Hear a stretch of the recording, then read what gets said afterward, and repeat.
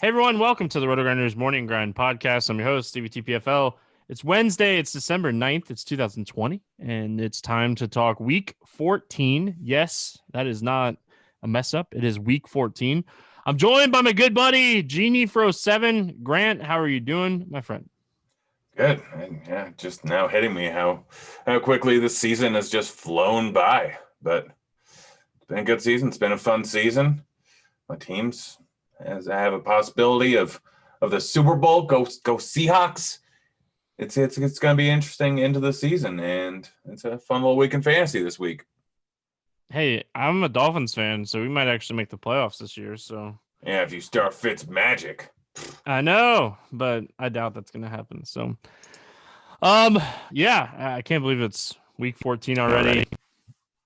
It's been a fun year, and this slate is super interesting. You know, we have what is it, 5 games, 6 games, over 49 totals. So like there's going to be some high scoring games on this slate, and pricing is interesting on both sides as well. So a lot to do here, a lot to go over, and let's get started, man. We start with the Texans and the Bears, 45 total. Houston's favored by 1 in this game.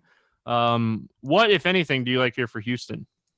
I mean, for Houston, Fuller's still out. Coutier had a good week last week. His price tag at 5K is not great. I think it's a time to go to Cooks. Cooks has been great pretty much all season long. He kind of faltered last week in that matchup. Bears is not an easy matchup, but it's not terrible. They're just a little bit better than league average in terms of pass DVOA. But he could end up getting a decent amount of volume. We've seen it multiple times this season, and all he really needs is a touchdown last week to hit value there. But I think you can look at Cooks. Akins is still super cheap. Yes, he really disappointed last weekend, but he's still a threat at a touchdown any given week. He's still a threat for 5-6 receptions with all these injuries. They have an extra week of practice I think they were talking about getting him into the slot a little bit more and bring him outside because they're a little bit thin at wide receiver. And then Hansen had 7 targets last week. He's 3.9K. He's in this offense. He's been in this offense. They're probably going to run out of slot a decent amount here. Hansen is a potential good value saver. I don't know how chalky he's going to end up being after that 100 receiving yard outing last week, but he's definitely a guy you can look at. So I think Houston has some spots. I don't think it's a real viable stack spot. I don't know if I'm using Watson at all. I probably won't be using any David Johnson because he's dead to me. But the wide receiving core, I think it's a decent spot to take with little one-offs. Yeah, so Hansen mostly ran the outside stuff, and QT ran most of the stuff in the slot. So Hansen played like 98% of the snaps, and I think only 25% of those like routes that he ran were in the slot. So very interesting, you know, as far as like who was going to pick up the like Will Fuller stuff. You know, I think we have to definitely, you know, pay attention to a 1 week sample size, but I also feel like it's a 1 week sample size. Like it's a catch 22. So I don't want to like be overweight on Kuti this week because of his price. But Chad Hansen, I think, is an excellent tournament play. I think Brandon Cooks is an excellent tournament play. I don't love Watson this week. I could definitely see playing Watson, but at his price, there's just some guys that I like that are cheaper this week in better games. The Chicago Bears side of things, Grant, I'm going right back to the well on David Montgomery. This is an excellent spot to go right back to the well. What are your thoughts when it comes to the Bears? I mean, Montgomery's still probably a little bit too cheap considering his workload and the matchup here. Houston, one of the worst run defenses in the league. That's how they're going to end up keeping it close, is by running the ball. In all likelihood, he's getting receiving game work. He has big touchdown equity recently. Montgomery, yeah, right there with him. Like to start most running backs versus the Texans, and especially one that's getting as much of a workload here. I know he's killed me multiple times before, but last 2 weeks just been on a tear, getting over 20 points in each of them. I think 6.5K is still a little bit too cheap. As for the receiving game, I mean, Allen Robinson is always in play. It's a solid matchup. Trubisky can give him 13 plus targets. There's a decent chance they're going to be trailing in this game here. So I think it's going to be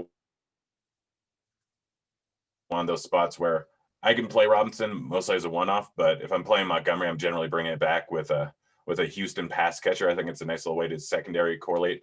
And so Robinson I'll play as a one-off, but Montgomery I'm going to play a lot of, and I'm going to be bringing it back with those pieces that I talked about earlier with the Texans.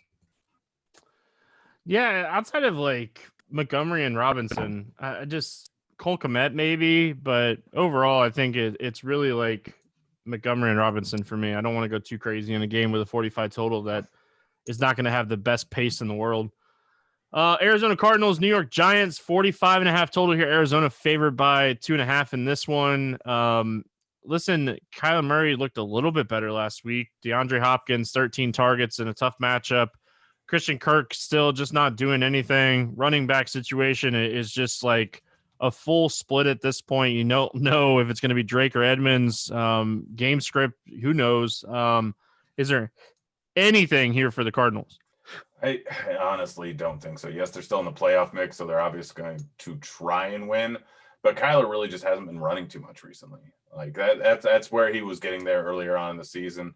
That's where most of his value was. I mean, Hopkins was getting just absolutely peppered with targets pretty much in time. But 3 straight weeks with Murray only getting 5 rushing attempts. That's clearly there's something wrong with him here. This Giants defense has been pretty darn good for the last 4 weeks. I think they're giving up some of the least amount of points to opposing QBs. We saw what they did to Russell Wilson. We've seen them do well a lot recently. I'm probably just off Arizona entirely. You can make the argument for Murray. You can make the argument for Hopkins. If they're going to come in extremely low ownership, then take it. Hope that Murray's actually healthy. Hopkins can have a big game, but for the most part, this Giants defense is a bit underrated, and this Cardinals offense just isn't what it was earlier on this season. I think it's a stay away spot for the Cardinals here, and if you want to take a shot on them, go ahead, but I'm not. Yeah, I like running backs more against Arizona or against the Giants, and I just don't trust either one of these running backs. I don't never going to be the person that talks you out of playing DeAndre Hopkins. If Fitzgerald's back, that really takes away from Isabella. So, like, really for me, as far as Arizona goes, it's Hopkins. I might pair him with Murray on a team or two, but more than likely not going to happen. On the Giants side, I don't hate Wayne Gallman here. Like, I am a little worried last week that like they got Dion Lewis and Alfred Morris in the mix, but how much of that was Colt McCoy? How much of that was game script? I expect Daniel Jones to be back in this one. I think the main pieces for the Giants are the same guys. It's Gallman, and it's probably Shepard, maybe even Ingram. Yeah, no. So the big thing with Gallman is he had that 5 straight weeks of getting a rushing touchdown every single time. It was obviously broken last week because he broke off a big run, and then they gave it to Morris on the goal line, if I remember correctly, just because Gallman was probably tired after the big run. But he still ended up with 135 rushing yards, 16 rushing attempts. He's getting a significant usage. His price tag is only at 5.7K. Arizona's defense is middle of the pack in terms of rushing defense. And with a pace up spot, I expect more rushes out of Gallman this week, closer to the 20, 22 point or rush range where he was at 2 weeks ago versus Cincinnati. Like, game script could obviously change things, so I don't mind going with the passing game. Again, big pace up matchup. Looks like Daniel Jones is going to be back in there. We can go with Shepard, who's 6'8", 6 targets in the last 3 weeks. You can go with Ingram. Slayton really hasn't done much, but he always has a big game in him every once in a while. He's sitting there at 4.2K. I know he hasn't gotten a big workload in recent weeks, but he's still one of those guys that can absolutely get a big workload in any given spot here. So I don't mind targeting the Giants rush or pass game in case this does turn into a spot where they're trailing later on the game. But overall, it's mostly Gallman for me. I just like that price tag. I like his usage. I like his ability. Moving on, we got the Vikings and the Bucks, 51.5 total here. Tampa favored by 6.5 in this one. Minnesota, like, this is one of the most condensed offenses in football. It's always an offense that we like to talk about. It's always like offense that we like to target. Tampa run defense is legit, but Dalvin Cook is a dude that plays 90% of the snaps in close games. And I don't care what the defense is, Grant. Like, I think Dalvin Cook is in play. His price is expensive. He might be a little under-owned because of the price, but, Cook, Thielen, Jefferson, these are the 3 guys that you're looking at on a weekly basis when it comes to playing Minnesota. Yeah. No, it's been the same every single week. It always is a spot where one of them seems to go off without fail every single week. It's predominantly Cook, but yeah, this is a tough spot. Going up against Tampa Bay rush defense, they're by far the best in the league.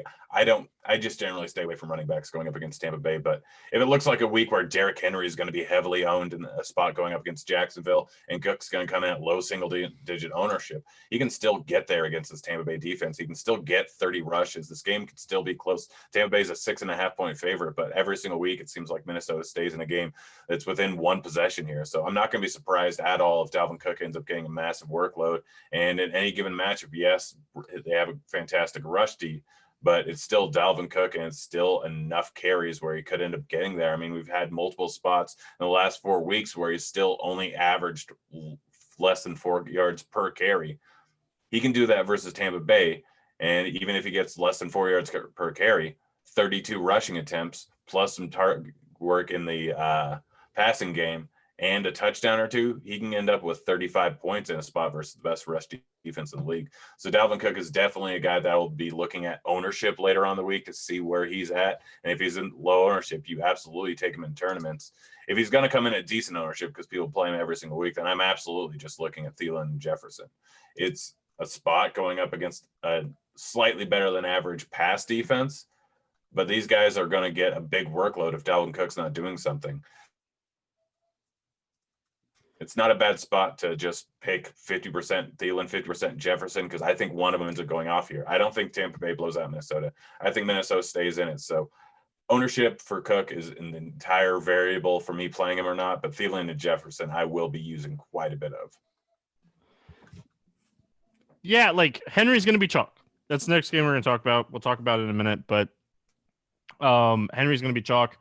But overall, like this is a spot that if he's chalk, I think Cook's a good pivot. I think Aaron Jones is a great leverage play as well. We'll talk about that when we get there. But Dalvin Cook is going to do everything. He's going to be involved in the passing game. He's going to be involved in the running game. He's going to get goal line carries.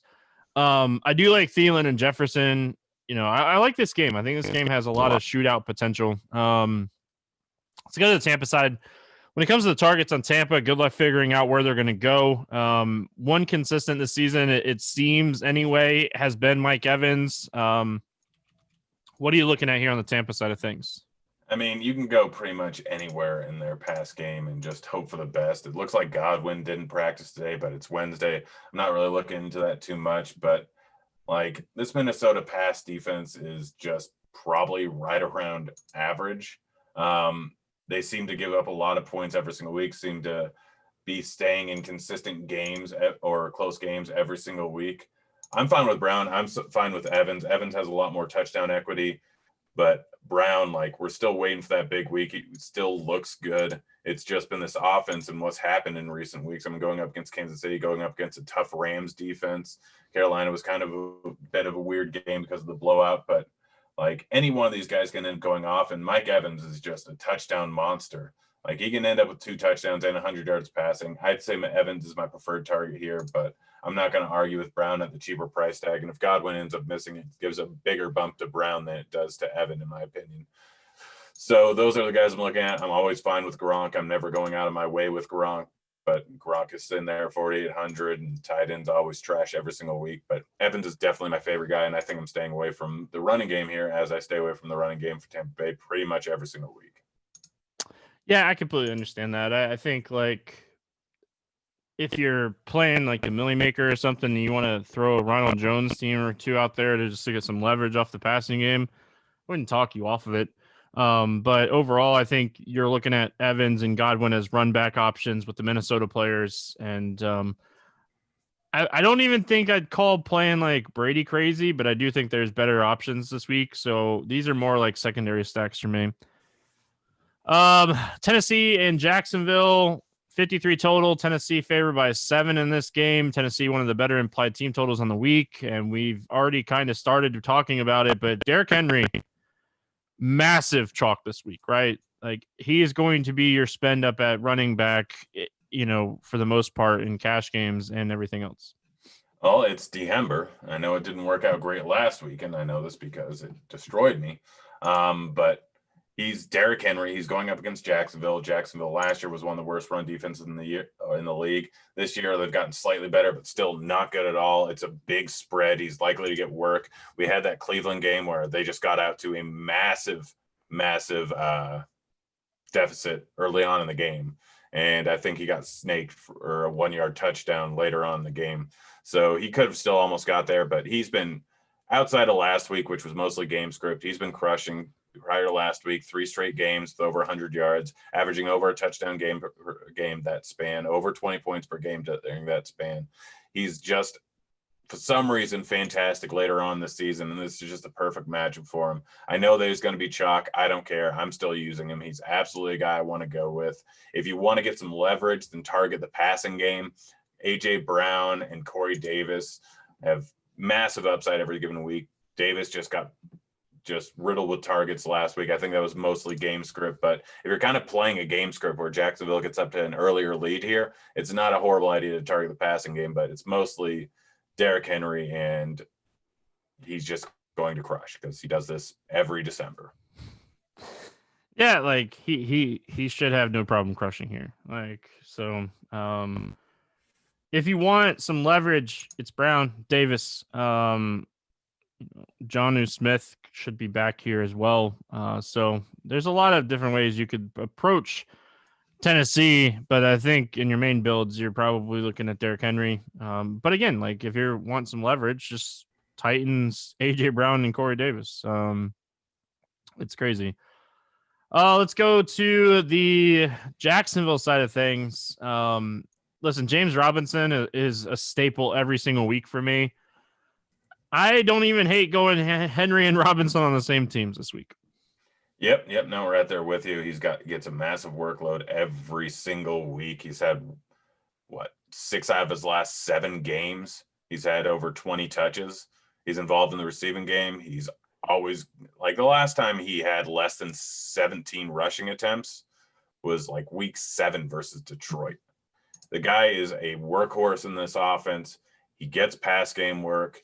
They're going to rush him whether they're up or down. It really doesn't matter. They're going to do it. He's going up against Tennessee, who is a middle of the pack rush defense. But like, for some reason, I don't know why Glennon just likes Colin Johnson. 2 straight weeks where he's had 6 or more targets. He's heavily involved. He's super cheap at 3.6K. Tennessee doesn't really have a great pass rush, and they don't have a great pass defense. I really like Colin Johnson here. Like, I think it's time that we just recognize that he's Glennon's favorite target and that he is fairly talented. I don't mind going with Chark. I don't mind going with Chenault. I don't mind going with Keelan Cole. But Colin Johnson is probably my favorite guy in this spot here. You can double stack this if you want. I honestly don't hate Mike Glennon. He can put up a decent amount of points. But like it's mostly Colin Johnson here for me in the passing game, and expecting them to be behind later on in the game. He's probably the better guy to go with than most of the other guys. Yeah, Colin Johnson's cheap, man. Chenault caught a lucky touchdown this past week too. Bounced off the DJ Chark's hands and right into the arms of Chenault. So, yeah, I think Jacksonville's super interesting because Tennessee's defense is just so bad. So this is a really interesting like run back spot.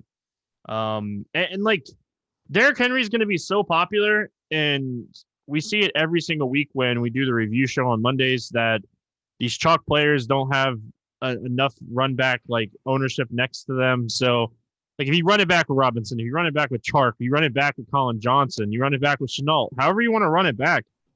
Run back Derrick Henry. Playing him by himself is not giving you any leverage on the field. And it's just a chalky play. So Cowboys and Bengals, 43.5 total here. Dallas favored by 3.5 in this one. Anything that you like here from the Cowboys?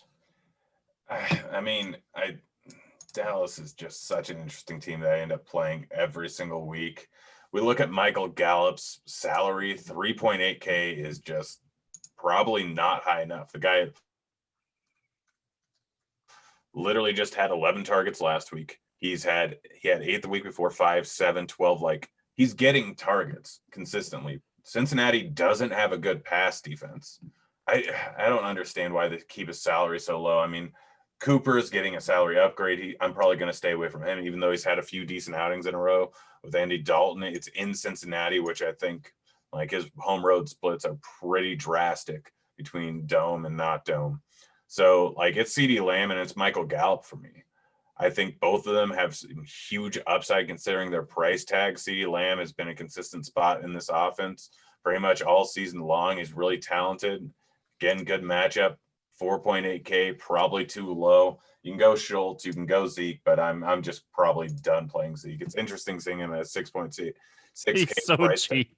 He's so cheap, and it's such a good spot, and he still gets a pretty decent workload, but I'm just not a huge fan. Like Pollard's like we always played Zeke because he was getting a ton of usage, but now Pollard's kind of sneaking in there, getting 5 to 10, and sometimes close to 15 target or touches a game. I just don't want to use Zeke even in this plus matchup. They're only a 3.5 point favorite, so it's not guaranteed that they'll be leading at any point in this game, actually. So I like CeeDee Lamb. I like Gallup. I really like Gallup, though. Yeah, I do like I like Gallup and CeeDee Lamb's like ceiling more than Cooper. I think Cooper is probably still the safer option of the three. Man, I'm gonna get suckered into playing Zeke here. I'll tell you that right now. I can't remember the last time the Cowboys were a favorite. Like I'd have to look it up, but what, week 2, week 3? Like I think there was 3 weeks ago that they were a favorite because they were playing a trash team. Let me see. I think they were a favorite versus Washington, if I remember correctly. Yeah, but even Washington's run defense is good. So like I feel like this is the first time I've wanted to play Zeke in probably over a month.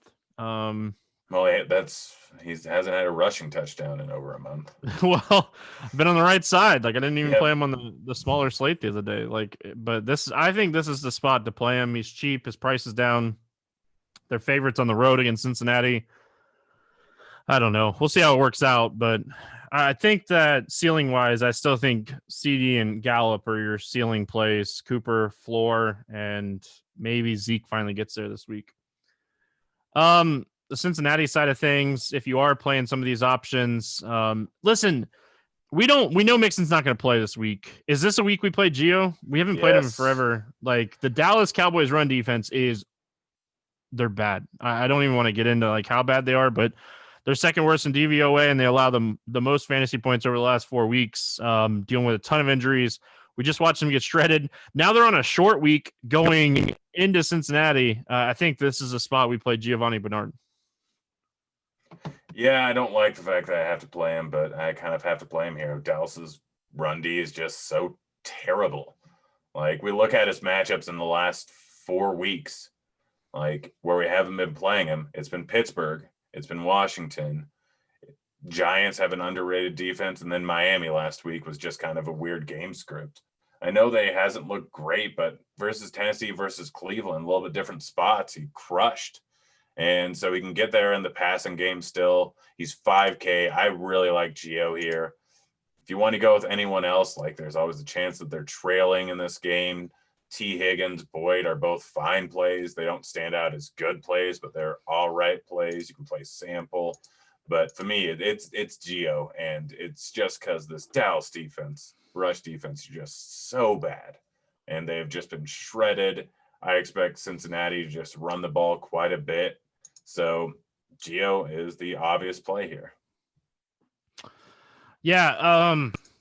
Listen, I think Gio is not only is he safe, I think he has a really high floor here, or a ceiling. I don't mind Tyler Boyd.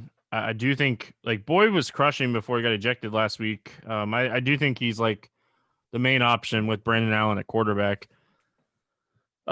Moving on here, we got the Broncos and the Panthers, 46.5 total here. Carolina favored by 3.5. What's standing out to you here for the Denver Broncos?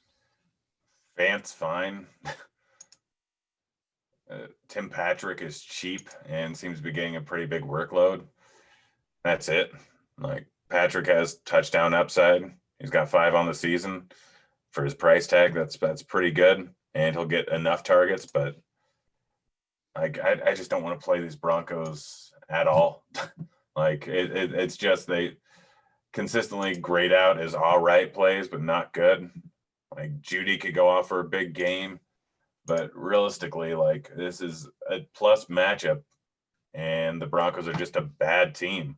So it's strictly cheap pass catchers make you want to kind of play them, but not really. Yeah, like Tim Patrick and like KJ Hamler's stone minimum. He's 3K. Like in a game they should trail a little bit. I think like Patrick and Hamler are not the worst options here. Even like Fant and Judy, I don't hate the passing options in this game. On the Carolina side of things, with DJ Moore on the COVID list, I think this is a spot that Robbie Anderson probably crushes. We'll have to see. It sounds like Christian McCaffrey might be back for this game. Curtis Samuel is also on the COVID list, right? But I don't know if he's tested positive, right? He was just close contact. I'm not. It's a pretty sure. Yeah, I'm pretty sure he was like close contact. So like, there's still like a road for him to play this weekend. So we'll have to see. But like I read right before we started that like Christian McCaffrey's dealing with like a thigh injury now too. Like, at what point do you just shut him down for the season? Like, are they still in it? Like, I don't think so, right? No, it's I mean, I'll double check right here. Yeah, they're 4-8. They're out. Yeah, like if they were in the NFC East, they'd be in. But yeah, that's true. But like you shut him down. You like your season's over. Like, I guess we'll have to see on that. What do you like here for Carolina? I mean, it's pretty much just Robbie Anderson. If McCaffrey plays, then you can always make the argument for him. But I'm not really like Mike Davis hasn't really produced that much. He was crushing earlier on, and then since starting off with 3 straight games over 20 points, he hasn't had more than 16 since. He's priced at 6.4K. There's a lot of other guys in that same price range. He's getting a decent workload, but nothing too much. I mean, it probably helps a bit if Samuel doesn't end up playing. He could get more pass game work, and Samuel they obviously bring in the backfield. But to me, this is probably just a spot where Robbie Anderson should crush just because he's the main pass catcher. AJ Bouye is out, so it's probably a downgrade for the Denver defense. So it's Robbie Anderson. That's it. And Robbie Anderson's in play every week, but this week is a better spot because he should get a decent target increase here just because of the lack of options. Yeah, Robbie Anderson, if Curtis Samuel does end up playing and like he gets off the list and stuff, I think he's super interesting too. If Curtis Samuel is out and DJ Moore is out, maybe, just maybe, Ian Thomas becomes fantasy relevant a little bit. But like looking at it, like these guys, Zoltra and like Cooper, I don't think they've run routes in forever. So it'd be really interesting to see how like the Carolina offense pans out. But Robbie Anderson, a lot of upside. I actually think that if all these guys, like if Samuel and Moore and McCaffrey don't play, I think you could take shots on Mike Davis at 6,400 on DK, pass catching site. So he could see a bump in, catches with Samuel out and maybe some extra plays. So I don't hate playing Mike Davis if these guys get rolled out. Moving on, we got the Chiefs and the Dolphins, 49.5 total here. Kansas City favored by 7. Listen, this is a really interesting matchup. Not just because I'm a Dolphins fan, but like the Miami defense has been playing really solid, but their run defense is still kind of bad. What do we do in this spot? Like I'm struggling with this spot. This is one of those games that I'm really struggling with. You play Hill, you play Mahomes. Like I know that the Miami defense has been good, but that doesn't matter. Like you play Mahomes, you play Tyreek Hill. Tyreek Hill has had 10 plus targets in 4 straight. He's been putting up ridiculous numbers. If they would have counted that catch last week, which I'm still angry about, but I guess I had the first touchdown, but I remember that pretty much every single place that had that promo on there gave us free money. So thanks, DraftKings and FanDuel. But yeah, Tyreek Hill and Mahomes are just fantastic plays. Obviously, Kelsey's always in play, but I don't care how good this Miami defense has been. It's still Mahomes. It's still Tyreek Hill. Tyreek Hill is just getting just tons of targets. It was a weird game last week going up against Denver. It probably shouldn't have been this close. People might be off of it a little bit because of what happened last week. But if we take out last week, Tyreek Hill has 4 straight games of over 25 points. Like, he's getting touchdowns every single week. He should have had one last week. He has had it in 5 out of his last 6 games outside of last week with 3 multiple touchdown games. Tyreek Hill is an absolutely fantastic play here. If you're betting on it, then probably take the over on Tyreek Hill receptions, because last week was a little bit of an aberration and weird game. I love Mahomes. I love Tyreek Hill. If you want to play Kelsey, go ahead, play Kelsey. He's going to get a ton of targets too. I'm full on targeting this Kansas City pass defense, where I think that people are going to assume that they're just going to run the ball more. I don't think that's going to happen. I think it's a Chiefs onslaught here. I love Mahomes. I'm going to have a ton of him and his pass catchers. Yeah, I think the only guy that I think I'd stay away from is Watkins in this spot. Like, he's going to see a lot of Howard on that side of the field. So I like Hill. I like Kelsey. I like those calls. Yeah, as far as like the running game goes, unless like one of these guys gets ruled out or something like that, like I don't see myself using them. I do like the Mahomes call. If you like Kansas City this much, like when we're looking at Miami, one thing that Kansas City has really struggled with this year has been the run and tight ends. And that sets it up for interesting run backs. Ahmed missed practice on Wednesday. There's a good chance that he doesn't play again. Myles Gaskin came back, 21 carries, 70% of the snaps. First week back, he is going to be a workhorse. I don't want to like look at last week and like, oh, Gesicki had 11 targets, but I also want to look at last week and be like, oh, Gesicki had 11 targets. Yeah.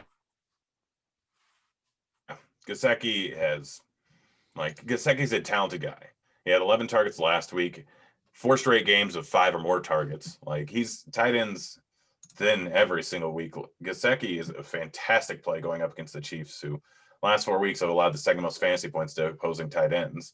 They're probably going to have to throw the ball. They're probably going to be behind most of the games. But for me, like, I love Gaskin. Like, Gaskin at 5.6K is just silly. The last 4 games he's played, he's had over 20 touches each of the game. Like, this guy's a workhorse. Whoever's starting for them just seems to be a workhorse every single week. With Gaskin's back in here, he's talented. It's a good matchup. He's involved in the receiving game, so he's kind of game script proof. I love Gaskins here. I love Gesicki. If you want to play Parker, go ahead. But if you want to play Tua, go ahead. But to me, it's Gaskin and Gesicki. They're fantastic bringbacks in any spot here. So those are the 2 guys that I want to go with. I don't know if I'd play Tua this week. Like 5.4K is cheap. I get that. Like, Jets and Seahawks 47 total.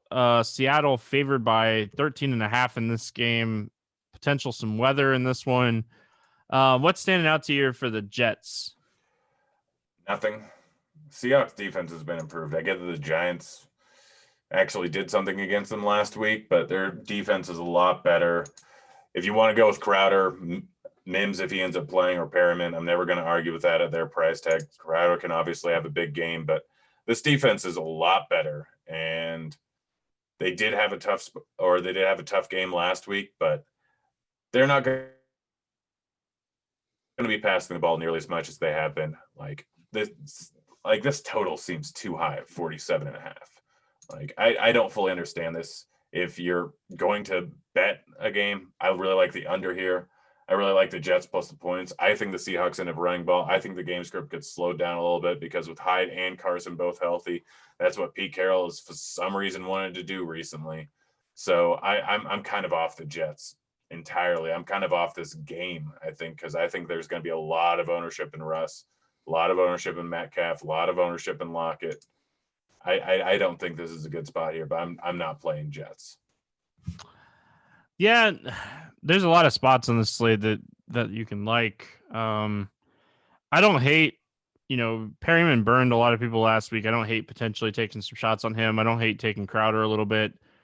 But I'm with you in this one. This one doesn't seem like the best game. You look at the Seahawks side of things, and I don't know what to think here, Grant. Like the Jets defense they're awful. They're the worst team in the league against the pass. So like this is an amazing Wilson and Lockett and Metcalf spot. It's just, is Carroll gonna unleash the beast? I don't think so. I mean, we've seen since Hyde and Carson have both been in the lineup, it just hasn't been the same. They're both getting a decent workload. Last week was a little different because they had to throw the ball later on the game, but they still ran the ball 20 times. I honestly don't think they're going to be slinging the ball that much. I'm never going to talk someone out of playing Wilson, Metcalf, or Lockett. There's huge upside there every week, but they have a 30 implied or 30.25 implied team total. Fairly certain that's the highest on the slate at this moment.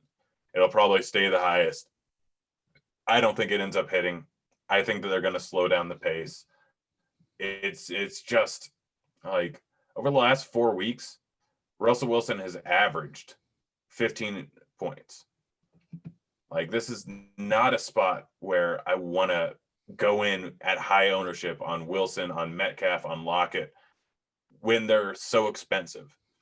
They could end up running the ball. I know that the Jets have a decent rush defense, but they could end up running the ball a decent amount here. I don't see huge upside. Pete Carroll, for some reason, all the good he did earlier on this season with letting Russ just throw is now going to go down the tube in any game where they're ahead.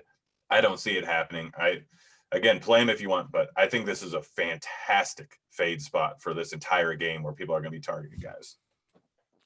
Yeah, definitely the weather is going to determine where I end up on this game at the end of the day, but I really don't hate taking the passing game if the weather's okay, and just hoping that Carroll sees that this is an opportunity to let Wilson go out and throw for 400 yards. We'll see. It is Pete Carroll, and nobody knows what he's going to do, and that's the other problem, right? Yeah, love the guy and hate the guy.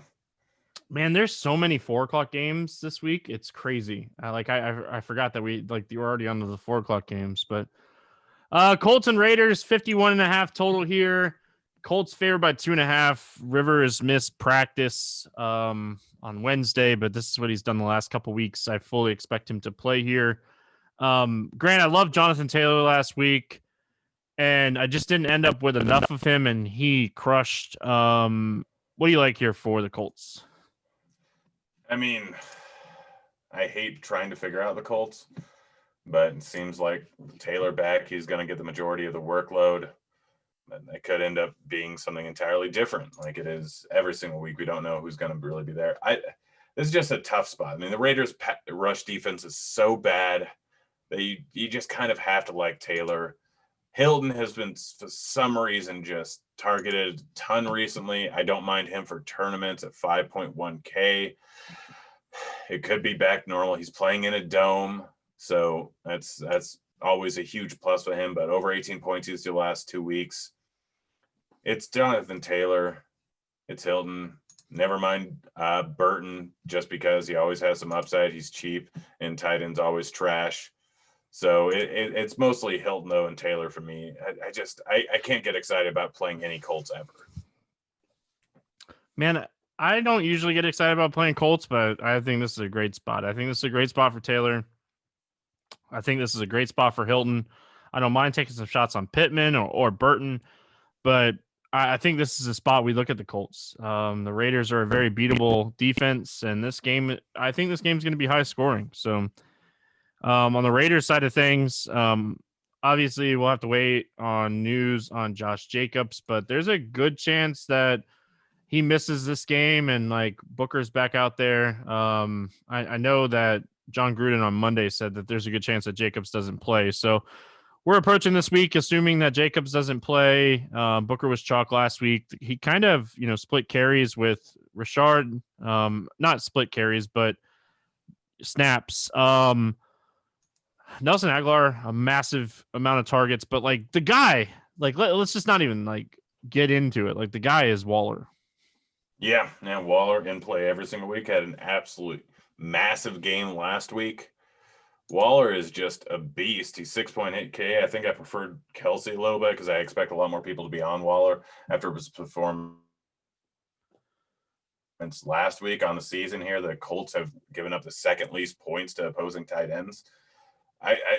Waller's fine. I prefer Kelsey. I think I will go back to Booker here after his disappointment last week. I mean, it's a fairly similar spot. Like defensively, Colts are about the same as the Jets in terms of rush defense. They're just much better pass defense. So Booker still ended up with 17 touches last week. He's 5.3K.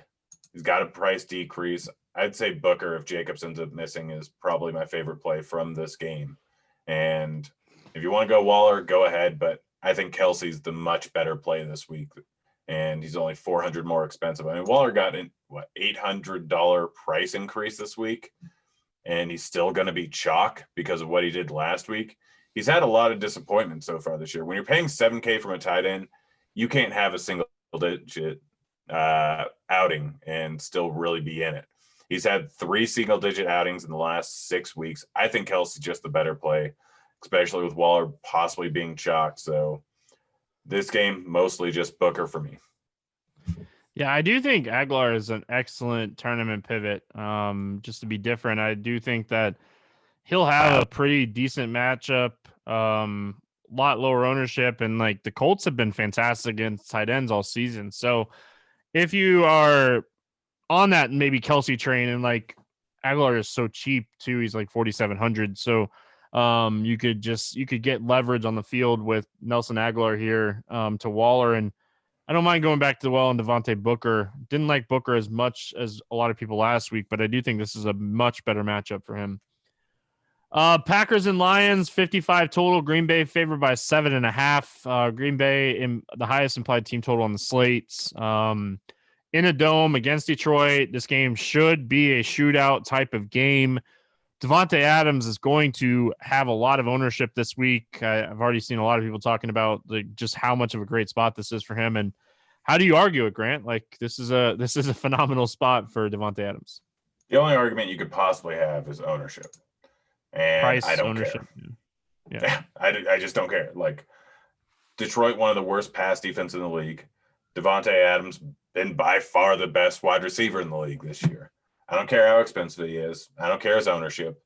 Like he's had one game under 20 points in the last 7 weeks. He's best floor play, the best ceiling play on the entire slate in terms of wide receiver. Just play him.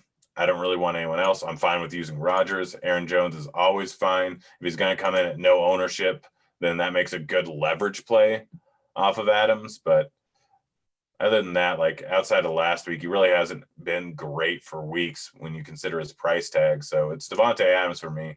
But if Aaron Jones is going to come in at really low ownership, I don't mind him as a leverage play off of it. Yeah, I love Jones as a leverage play this week. I really hope that he's overlooked. Detroit allows the most fantasy points to running backs this season.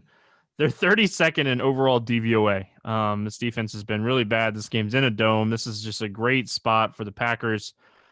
I don't hate like Tanyan or like Lazard in tournaments too. Just, if you're getting off of or adding a third piece to a Rodgers Joe or Rodgers Adams stack. So listen, don't go overweight on Adams without getting some Rodgers stacks as well in there. Like this is a phenomenal spot to play the Packers for sure. Let's talk Lions here.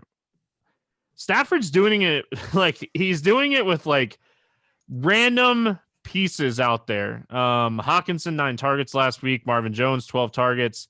Adrian Peterson double touchdowns. Galladay and Swift still very questionable for this week. What are we looking at here on Detroit? If Swift plays, I like Swift. Otherwise, I'm staying away from the rushing game. Like I don't. I know Peterson can end up with 2 touchdowns, but I've just kind of done using any of the Lions running backs that aren't Swift. I assume without Patricia there, they'll end up giving Swift a decent workload. If he does end up playing, I mean, it was concussion protocol, so if he does end up playing, then I shouldn't expect any limitations. But I do really like Marvin Jones here. 12 targets the last 2 weeks.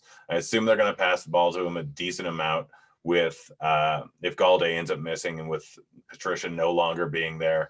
I think Marvin Jones is a fantastic play. I don't mind Hawkinson. Again, tight end, always trash, but he's been fantastic all season long. He gets a touchdown, he ends up crushing, but he's had over 10 points without a touchdown in each of the last 3 weeks. So Marvin Jones is by far my favorite play. If Swift ends up playing, I really want to play him. I don't really care. Like with Adrian Peterson and Kerryon Johnson there, I think Swift ends up taking over this backfield entirely without Patricia there, as he should, because he's the far more talented running back. I don't care if it's price tag 6.5K. The Green Bay defense has been one of the worst versus running backs all season long in terms of getting up fantasy points, and he's heavily involved in the passing game. If Galladay ends up missing, I can expect 5-6 targets to him. So it's Swift, it's Marvin Jones for me, and if you really want to, Hawkinson is not a horrible idea. Yeah, definitely don't mind Hawkinson as well. But yeah, if Galladay's out, I definitely like the spot for Marvin Jones. Falcons and Chargers, 49 total. Atlanta favored by 2.5 in this one. What do you like here for Atlanta? I mean, Julio Jones is 6.6K. I mean, the Chargers. It's laughable, right? Like that price is just crazy. I mean, when you get a guy that doesn't get touchdowns, that seems like a normal price tag. But Julio Jones. Yeah, but it's Julio Jones. Jones every single year will have that one game where he destroys us. Yeah, it's just silly to me. I mean, Calvin Ridley had a great start of the season, but Julio Jones was decent last week. Yeah, Julio Jones is pretty much who I want to play here. The Chargers defense has been bad, but I'm not going to argue with playing Ridley, but I'd just rather play Jones at 6.6K. Yeah, like it's Jones or Ridley. It's not the running game. Like it's a three-headed monster at this point. So Jones or Ridley, Russell Gage maybe if you want to go that way. But I think like I'm definitely going to have some Charger stacks. So I definitely will be running it back with Jones and Ridley. It's just Julio should never be $900 cheaper than Calvin Ridley, in my opinion. So Atlanta allows the most fantasy points per game this season to quarterbacks and the second most to wide receivers. They've been playing a little bit better here since the firing of the coaches and all that stuff. But this is a great spot for Justin Herbert to have a bounce back game. Yeah, no, I mean, he was going up against Bill Belichick. Bill Belichick has been fantastic versus rookie quarterbacks. So I'm kind of writing that game off in terms of what Herbert ended up doing. Outside of that, he's been fantastic all season long. The Atlanta defense is drastically improved since their coaches got fired, but Herbert still last 3 games averaging over 50 pass attempts per game. Like the Falcons rush D and fantasy points given up to opposing running backs has been fantastic pretty much all season long, but especially in recent weeks. So this is a perfect spot for Herbert, and I love Keenan Allen here. Like Keenan Allen is one of my favorite wide receivers on the slate, with Adams getting so much ownership, with Hill getting so much ownership. Keenan Allen is cheaper. He's still gotten over 10 targets in 6 of his last 7 weeks. He just hasn't really been converting too much in the last 2 weeks. But this guy has 30-point upside. Like we've seen it before. He can get 16 plus catches in a game. Like Keenan Allen, I like him better than Adams, I think. I like him better than Tyreek Hill. Keenan Allen is going to be one of my highest owned wide receivers on the entire slate. This is just a perfect spot. Even the last 4 weeks where the Falcons have been way better, they're still giving up above average fantasy points to opposing wide receivers.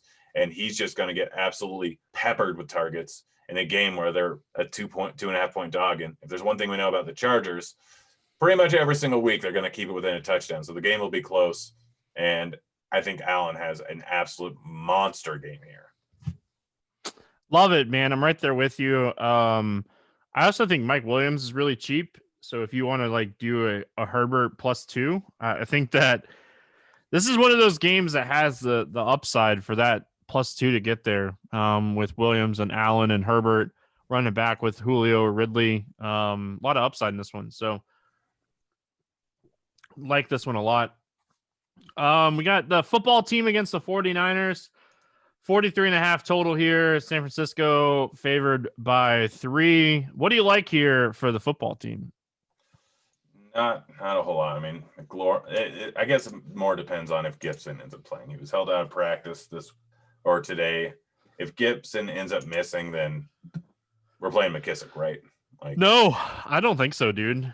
Like I all-heartedly wanted to play McKissick, but like I don't know, Peyton Barber got so many like carries. Like McKissick on DraftKings, yes, yeah, all the passing work.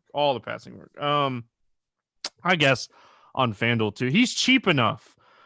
Like, I guess I take that back. He's cheap enough where, yes, if he misses, we play him. He's 5.3 on FanDuel. Like, even in half PPR, he can get there with that price tag. yeah. But outside of him, I mean, McLaurin's in play every week. This is a better matchup than it was last week. Logan Thomas had a big workload this last week. I don't like playing Logan Thomas, but it's just his price tag, 3.3K, is definitely too low in this spot here. But I mean, there's not a ton to love here. They don't have a huge total. It's just strictly based off of Alex Smith, like low ADOT targets. It's Logan Thomas, it's McLaurin, and it's McKissick if he's out. But honestly, not a huge fan of any of these guys. It is it's very interesting, that's for sure. Especially when you're looking at the Washington side of things, like Thomas, McLaurin, McKissick, that's really it. And then on the 49ers side of things, like Washington defense has been very good this season. I don't mind like Mozart, but like I think the upside is with like Ayuk and like Samuel. Yeah, Ayuk's been fantastic. He's sitting there at 5.4K. I don't know if that's a high enough price tag. We look at the last 3 games played, 9 targets, 14 targets, 11 targets. Like, Ayuk's probably my favorite play over on the 49ers.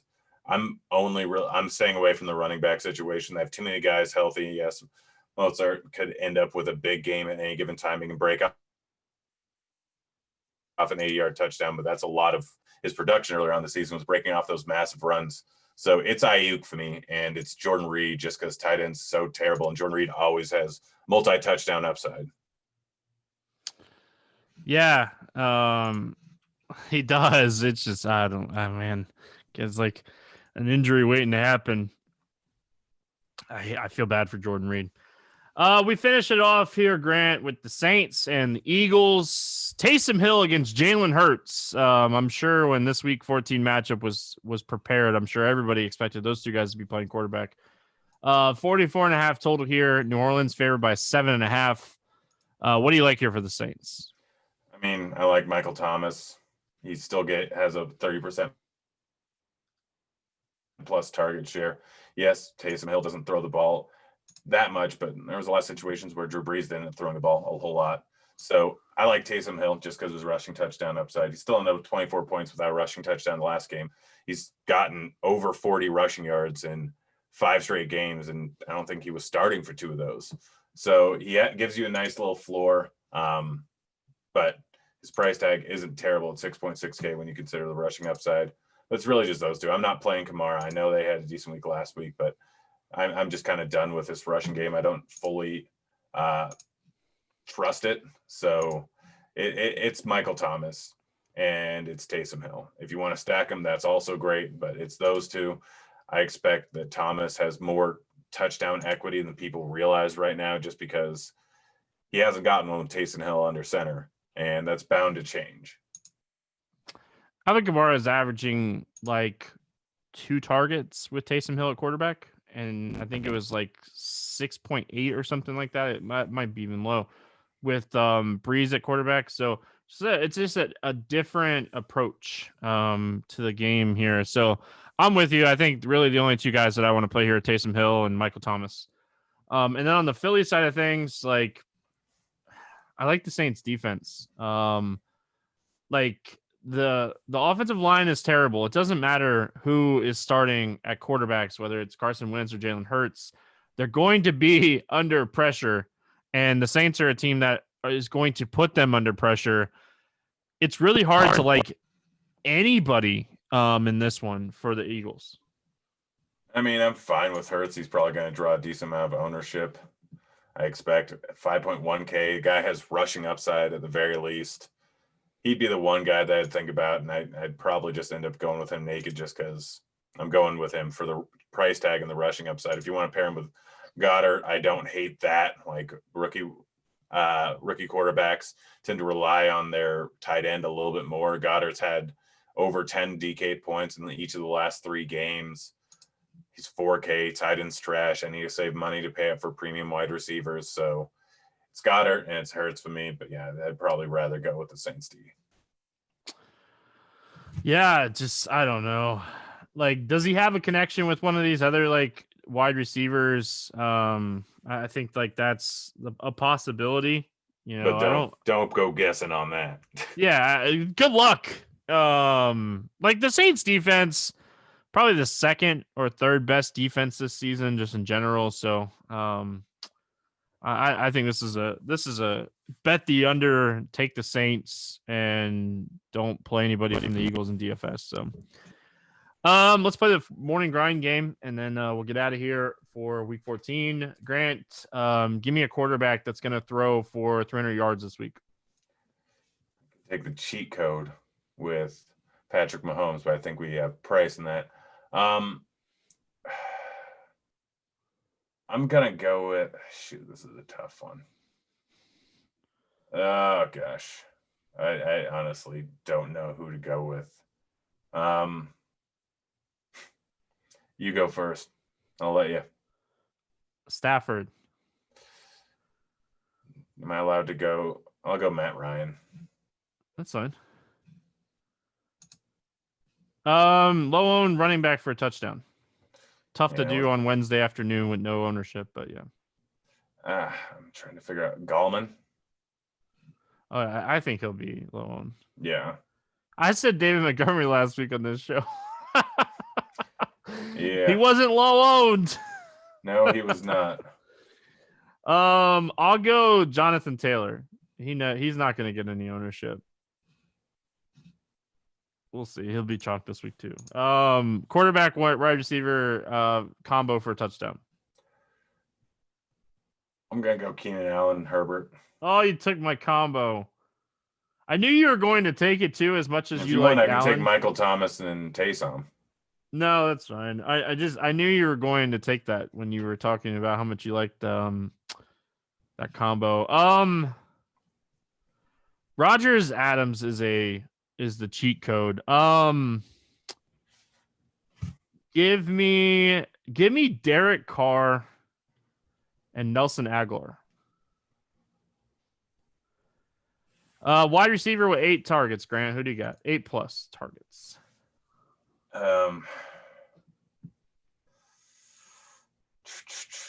Thielen.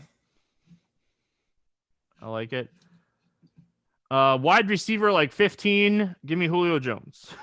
I just can't get over it, man. Oh, give me a tight end that's scoring a touchdown this week. I'm gonna go with Goddard. All right. Give me Noah Fant. And then give me a defense, not the Saints, that is going to score 10+ points this week. I'm going to go Seahawks. You took them. It's just a silly price tag right there. Like that. I know, especially like against the Jets with some weather. As 13-point favorites. Yeah.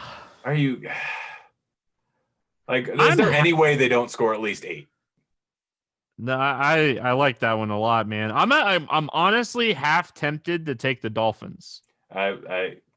Because like they score so many defensive touchdowns. I'll take the football team. Give me the Washington football team. I think that's an interesting one. So, any final thoughts before we get out of here?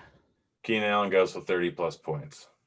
There you go. That's going to wrap it up here for week 14. We'll be back tomorrow talking with the specialists, guys. Probably some college football, probably some esports, and all that fun stuff. He is G for 07. I'm Stevie TPFL. Have a great week, and we'll see you next week.